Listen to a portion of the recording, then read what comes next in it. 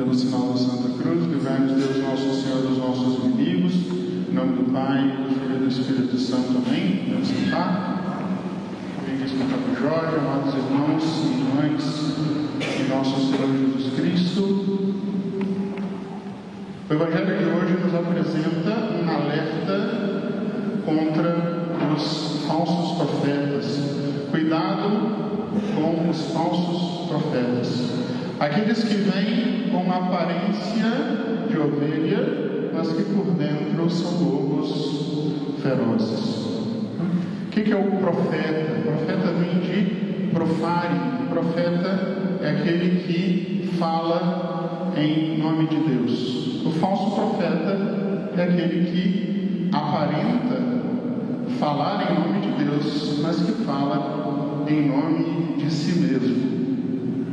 Evidentemente, esse evangelho não é um salvo-conduto para a gente sair julgando tudo e todos, mas um alerta de cautela diante de todas aquelas pessoas que vêm a nós querendo apresentar para nós algo que supostamente viria de Deus.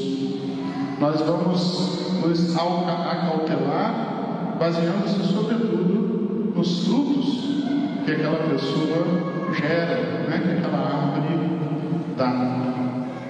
Um ponto importante e raramente falado quando se comenta esse evangelho é que a gente precisa ter bastante honestidade de não acabar caindo, ou seja, usando esse evangelho como uma espécie de truque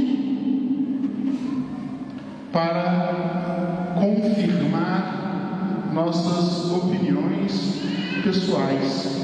Entendam bem, é muito frequente a gente escutar as pessoas citando de forma bastante falaciosa essa frase do Evangelho, a frase dos frutos.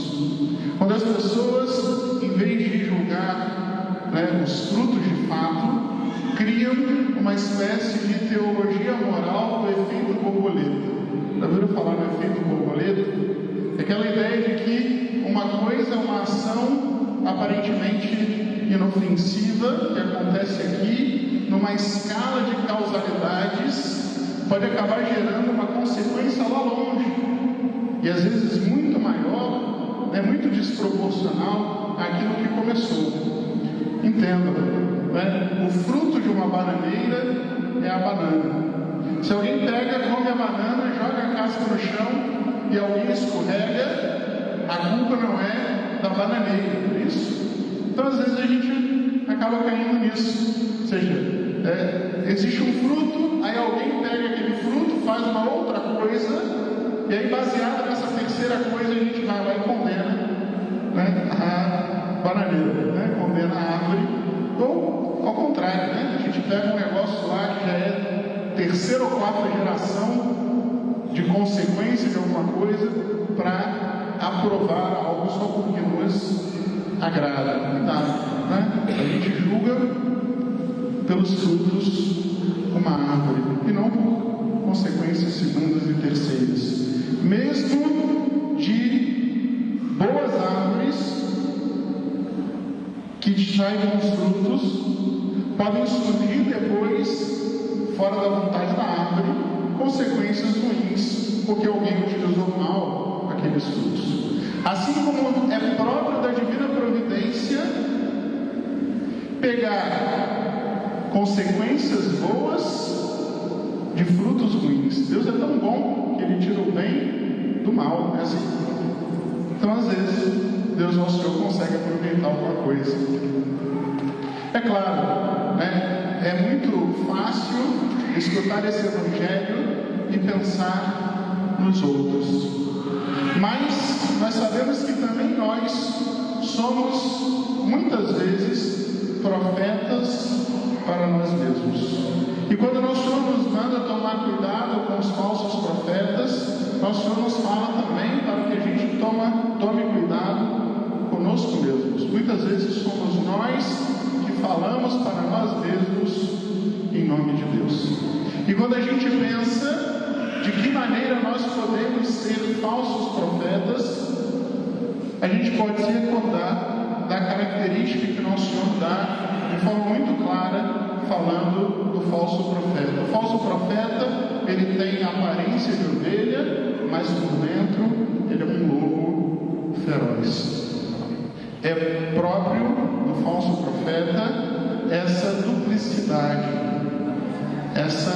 esse ser mascarado, esse parecer uma coisa e ser outra, né? No latim fica muito bonito, intrínsecos autem, ou seja, intrinsecamente aquilo é um lobo, parece uma ovelha, mas intrinsecamente lá dentro é um lobo.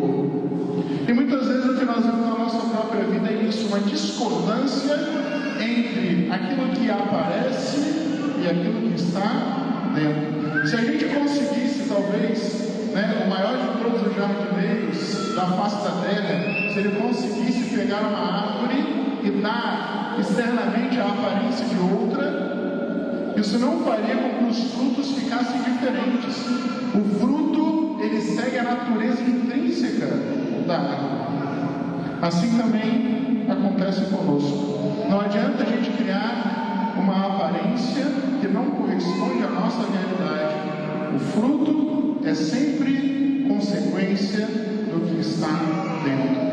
Nós sabemos muito bem que a gente vive cada vez mais numa sociedade da aparência.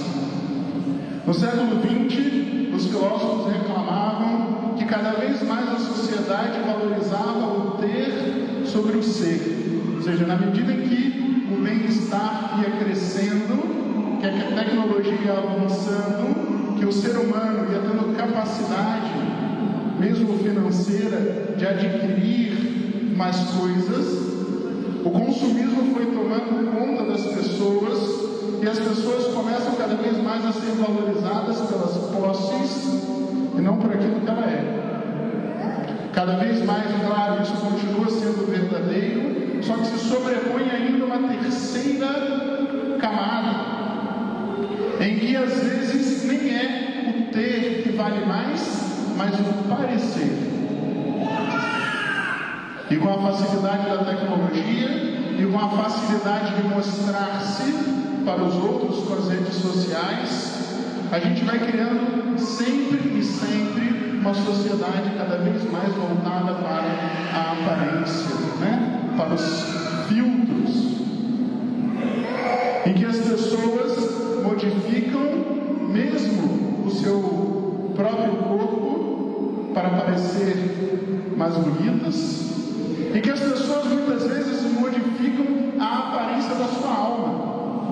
Claro, a alma é invisível, só que a gente conhece a beleza de uma alma por aquilo que aparece externamente, e muitas vezes é muito fácil a gente criar uma capa de piedade, de santidade, que não corresponde ao que existe em Deus. O problema, meus irmãos, não é parecer, entendam bem.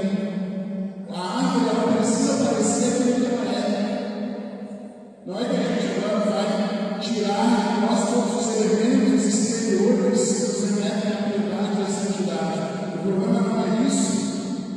A questão é que tem que ter coerência entre o que está fora e o que está dentro.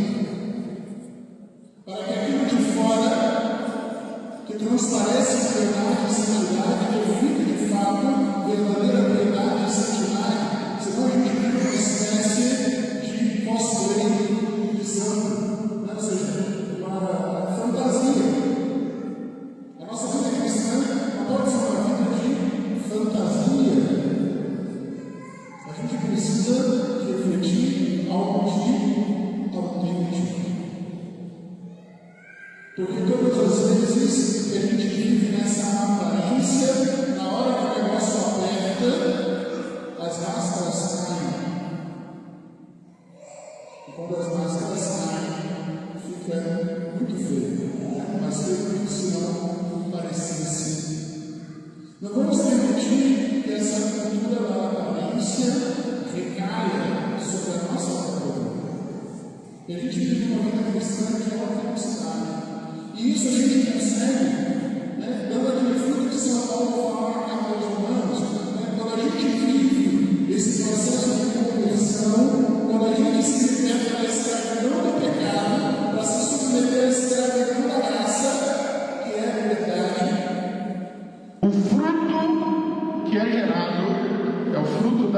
santidade. E a santidade verdadeira está, sobretudo, naquilo que é escondido. Como o nosso Senhor fala, quando você for rezar, fecha a porta do seu quarto, porque o Pai que vê no segredo vai te escutar, vai te ver lá dentro. Os santos tinham um odor de santidade, ou seja, eles refletiam santidade, porque a maior parte do tempo eles estavam escondidos com Cristo em Deus, como diz uma outra expressão de São Paulo. E assim, amados irmãos, buscando amar somente a Deus, é que nós poderemos de fato ser aquilo que nosso Senhor fala sobre a luz do mundo. A gente não pode esconder uma cidade que está lá no alto do monte, a gente não acende uma lâmpada para colocar debaixo da caixa,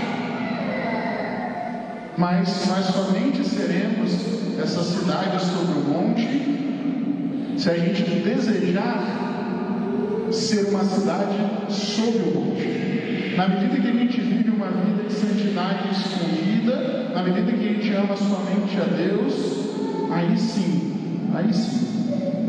a nossa vida vai refletir para os outros um exemplo que a gente deve dar, para que a gente não seja essas ovelhas falsas, somente aparência, somente fantasia, mas que sejamos cristãos autênticos. Quando Cristo, nosso Senhor, estava diante de Pilatos, ele disse que veio para dar testemunho da verdade. O diabo é o pai da mentira. Tudo na nossa vida que é falso, tudo na nossa vida que é mentiroso, vem do demônio. Tudo da nossa vida que é verdadeiro, vem de Deus.